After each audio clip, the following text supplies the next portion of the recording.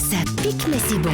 Anne Romanoff. Christine Béroux, vous trouvez que les gens sont méchants sur Internet ? Bah oui, regardez, il y avait Yves qui était pas très sympa et du coup je suis obligée de vous en parler parce que bon allez, je me livre.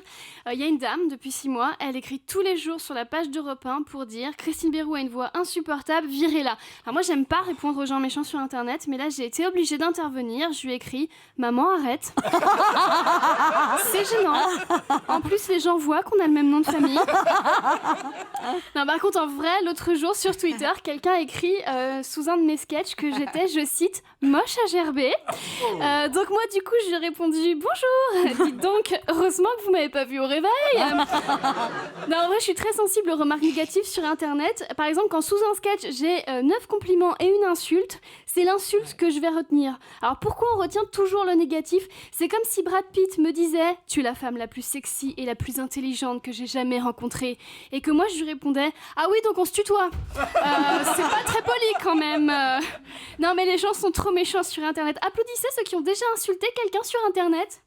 Et voilà, personne. Et non, parce que c'est une activité honteuse. C'est comme voter Front National ou écouter M. Pokora. Personne n'avoue et pourtant les deux se vendent très bien. Non, il est très rare de trouver un échange sans insulte ou au moins sans condescendance sur les réseaux sociaux ou les forums, à part sur les forums médicaux type Doctissimo. Vous connaissez Doctissimo ? Ah oui. Voilà, beaucoup d'hypochondriaques aujourd'hui. Alors sur ces sites-là, les gens, comme ils croient tous qu'ils vont bientôt mourir de leur rhume, ils sont sympas entre eux. Mais c'est pas de la politesse. Non, c'est juste la rédemption de la personne en fin de vie qui a peur d'aller en enfer. Alors je me suis jamais fait insulter de visu dans la vraie vie, à part une fois, mais c'est moi qui avais demandé, je vous en dirai pas plus parce que ça me gêne de vous raconter ma vie sexuelle. Non, je me suis jamais fait insulter en vrai, mais je me fais beaucoup insulter sur Internet quand je partage mon travail. Alors avant ça me faisait beaucoup de peine, mais heureusement mes amis étaient là pour me rassurer. Non mais Christine, ok, le gars il a écrit « Cet humoriste a une voix insupportable », mais vois les choses du bon côté. Déjà il a dit que t'étais une humoriste. C'est une bonne nouvelle parce que... Non mais c'est vrai, parce que moi quand j'ai vu le sketch, ça m'a pas sauté aux yeux quoi. Ah mais, franchement Christine, un vrai artiste, ça doit pas prêter l'oreille à la méchanceté des uns ou des autres. Et toi tu prêtes trop l'oreille Christine, tu la prêtes trop, hein. Tu la prêtes tellement l'oreille qu'on va te surnommer Van Gogh. Ouais, parce que j'ai des amis cultivés.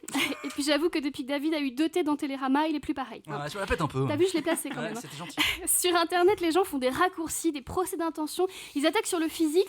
Dès que les gens ne pensent pas comme eux, alors ils les traitent de tous les noms. En fait, Internet, vous savez, c'est comme une fin de repas de famille. Vous savez, quand tout le monde est bourré, à la fin, vous connaissez... Ah, David, il connaît. Alors, les gens méchants pour rien sur Internet, on appelle ça des trolls. Je sais pas pourquoi, parce qu'un troll, normalement, c'est un personnage folklorique norvégien, comme Eva Jolie, mais sans les lunettes. Et donc... Ces trolls, figurez-vous qu'ils ne datent pas d'Internet. Je suis tombée sur un texte de Nietzsche, qui donc n'avait pas Internet, hein, je précise pour ceux qui n'ont pas compris la blague sur Van Gogh tout à l'heure. Et Nietzsche parle déjà de ces gens méchants gratuitement. Je vais vous le citer. Est-ce que tu peux me mettre une ambiance un petit peu café littéraire ? Il n'agit que sous la pression de son inculture, qui ne sait comprendre pourquoi il souffre au fond et de quoi il est pauvre. Donc de là, on peut retenir 2 choses. 1, les chroniqueurs d'Anne Romanoff lisent Nietzsche. Précise parce qu'il y a peu de gens qui auraient parié là-dessus quand même.